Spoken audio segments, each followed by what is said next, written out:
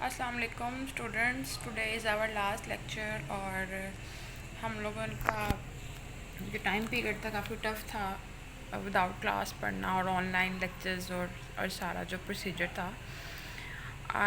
आप लोगों ने भी काफ़ी कोऑपरेट किया है डेफिनेटली, और टीचर की तरफ से भी एफ़र्ट थी, मैनेजमेंट की तरफ से भी एफ़र्ट थी। काफ़ी टफ टाइम गुजरा है।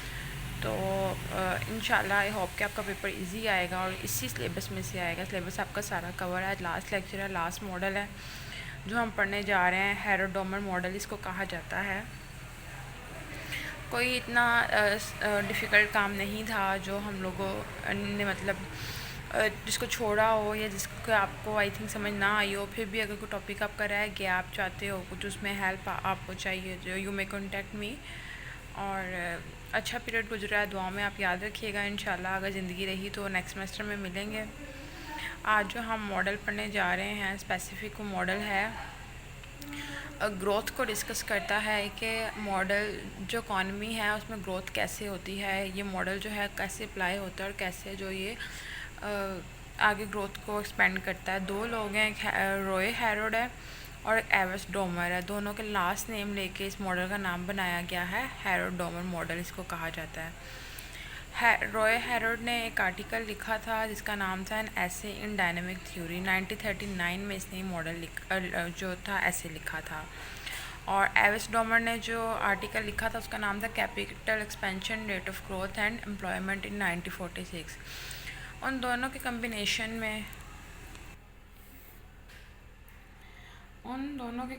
में जो चीज़ सामने देखने में आती है, हम ब्राइटनेस थोड़ी तेज़ कर लेते हैं।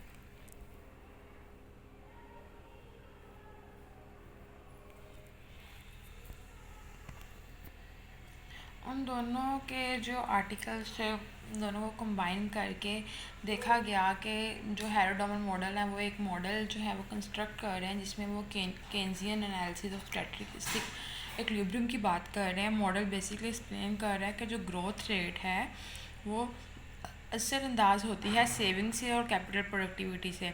अगर हम किसी चीज़ की सेविंग बढ़ा दें या अपनी कैपिटल प्रोडक्टिविटी बढ़ा दें तो एक ग्रोथ भी बढ़ेगी। जस्ट लाइक हम लोगों ने जैसे उसमें सोलो ग्रोथ मॉडल में पढ़ा है। Meanwhile, Robert Solow was developing the neoclassical model of growth inspired the dominant influence of Alfred Marshall principle of economy 1890। Alfred Marshall हमारे पास neoclassical economist था, second economist था ये आफ्टर एडम स्मिथ।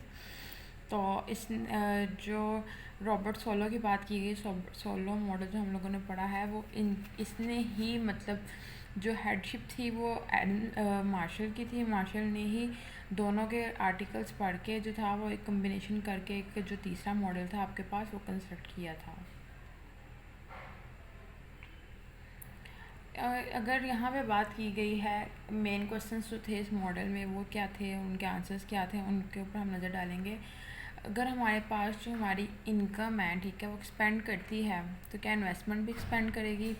ग्रोथ जो हमारे पास हो रही है कंट्री में, क्या वो प्लान्ड इन्वेस्टमेंट और सेविंग के थ्रू होती है या जस्ट वैसे ही हो जाती है। तो क्या हमें चीज़ों की प्रॉपर प्लानिंग की ज़रूरत पड़ती है या नहीं, ये हम देखेंगे। Is there any certainty prevailing growth rate needs to ensure such quality, otherwise what happen।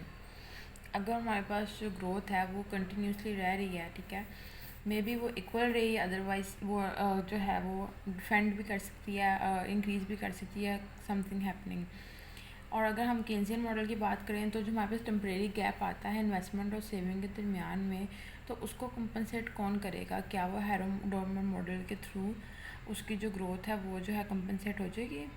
तो आंसर है हमारे पास वारंटेड ग्रोथ रेट जो हमारे पास है वो तो डेफिनेटली हमारे पास रहेगा। इन्वेस्टमेंट और सेविंग अगर आप करोगे तो जो एक फ़िक्स प्रपोर्शन हमारे पास ग्रोथ रेट का है वो तो होना है, ठीक है। एक्चुअल ग्रोथ जो होगी हमारी वो जीडीपी पर ईयर होगी।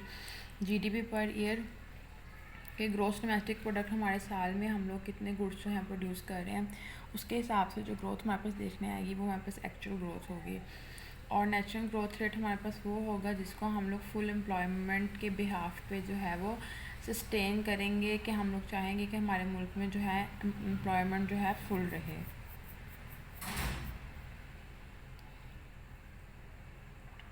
नेक्स्ट है आपके पास इक्वेशन है, मैथमेटिकल मॉडल है हेरोडोमल मॉडल का। सिंप्लीफाइड कॉन्सेप्ट है कि अगर हम बिगनर से अगर स्टार्ट करें तो सबसे पहला हमारे पास जो फंक्शन है, मॉडल है, मेन कॉन्सेप्ट हमारे पास आता है कि इनकम, सेविंग और कंजप्शन, ये तीनों चीज़ें आपस में इंटरलिंक है। इनकम इनकम कब बनती है? जब हम अपनी कंजप्शन और सेविंग को मिलाते हैं। मैं अपनी लेट्स सपोज मेरे पास 1000 रुपया आ रहा है इनकम, ठीक है, उसमें से मैं 700 जो है कंज्यूम कर रही हूँ, खर्च कर रही हूँ, 300 सेव कर रही हूँ। तो मेरी इनकम क्या है? मेरी कंजप्शन और मेरी सेविंग की एडिशन। इसी तरह मैं सेविंग में से अपनी इन्वेस्टमेंट फाइंड आउट करना चाहूँ तो सेविंग इक्वल्स टू इन्वेस्टमेंट आती है, क्योंकि जितना मैं सेव कर रही हूँ उतना मैं आने वाले वक्त में इन्वेस्ट भी करूँगी। और लास्ट चीज़ जो हमारे पास जो हमारी इनकम है वो हमारी कंजप्शन और इन्वेस्टमेंट के इक्वल आती है। ऑल इनकम इज़ इधर सेव्ड और कंज्यूम्ड, ठीक है। कैपिटल एक्यूमुलेशन की अगर हम बात करें तो हमारे पास जो डेप्रिसिएशन है, ठीक है, वो तो चीज़ों की वैल्यू में होती रहेगी with the passage of time. Depreciation को आप नहीं रोक सकते, ठीक है। आपके इन्वेस्टमेंट पे भी डेप्रिसिएशन होगी, सेविंग पे भी डेप्रिसिएशन होगी। तो डेप्रिसिएशन को हम लोग यहाँ पे 1 - t से रिप्रेजेंट करेंगे, जो हमारे पास कैपिटल आउटपुट रेशियो के एफिशिएंसी में से माइनस होगी। लास्ट में रेट ऑफ ग्रोथ हमारे पास क्या है? जी से हम ग्रोथ शो कर रहे हैं, वो हमारे पास सेविंग डिवाइडेड बाय हमारी कैपिटल और रेशियो, और माइनस करेंगे उसमें से हम डेप्रिसिएशन।